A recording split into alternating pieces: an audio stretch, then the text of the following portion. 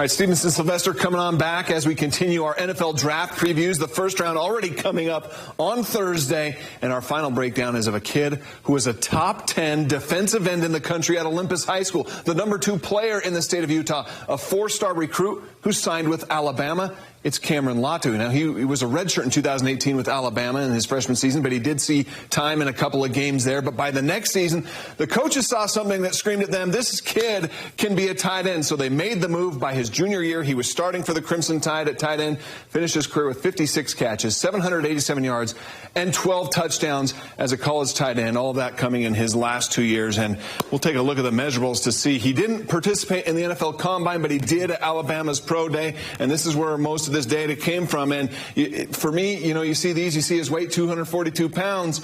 Some might say that's a little on the light side for an NFL tight end. Do you agree with that?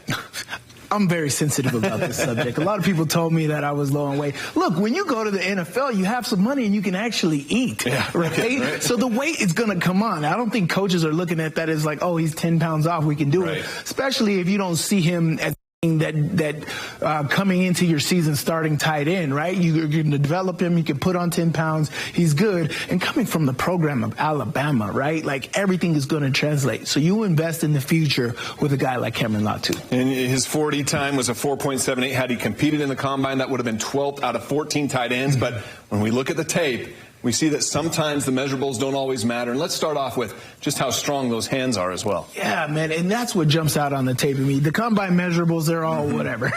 But this is what stands out to me. So, again, remember the first week we were talking about the different types of tight ends and where you align them. Here, he lines up in the F tight end position off the line of scrimmage to get a free release. But he gets one-on-one down the field, and then he goes and high points it. Yeah. That is huge. For any of you young athletes out there, go out and get it. That's what they talk about. Go up and get it. The basketball, go up and get it. But time and time again, you put on the film with Cameron Latu, and this happens all the time. Hands. Here against Tennessee, this is hands controlling it all the way to the ground with contact. That is not easy to do, and that's what you can see with Cameron Latu. And then here, this is a big, big NFL route. This is the seam route. The linebacker is so far inside, he doesn't have to fake outside. So he just goes straight, and this around the red zone is a killer route. You see it time and time again in college and in the pros, and it's a huge route. And then, of course, the yards after catch. Right.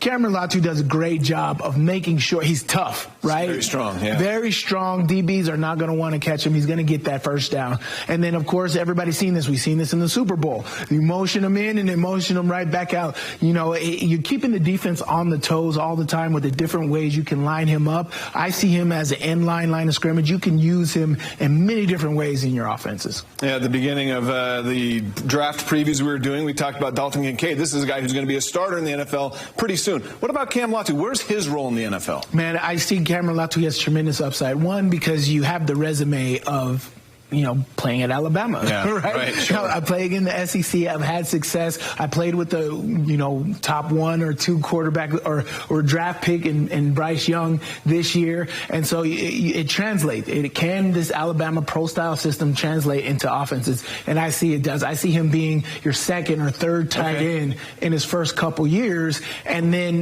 developing into that #1 tight end. He has all the intangibles to be a #1 tight end, but I see him being a backup to like a George Kittle or like a Travis Kelce, and a nice change up. You see multiple offenses between the Bengals, the Patriots, the Chiefs. They all have multiple tight ends that can do it. So I see him being very successful as your #2 or #3 tight end. Okay, yeah, great NFL offenses have more than one great NFL tight end as well, right? So when should we expect maybe Cam Latu to come off the board? He's not obviously a first-round guy, but where do you see him? Well, I mean, here's the thing. His numbers as far as the Combine, Pro Day, don't jump off the charts at you. So here's the thing with the draft, it's all a mind game. It's thinking about what team is going to draft who needs who. Their researchers on every team is studying what other 31 teams need a tight end and where they could possibly take this guy versus the marketing of it. But I see Cameron Latu as a mid-round guy. 4th, 5th round, probably day 3 guy that is going to go to a really good team. Those those really good teams have a lot of picks in those middle rounds,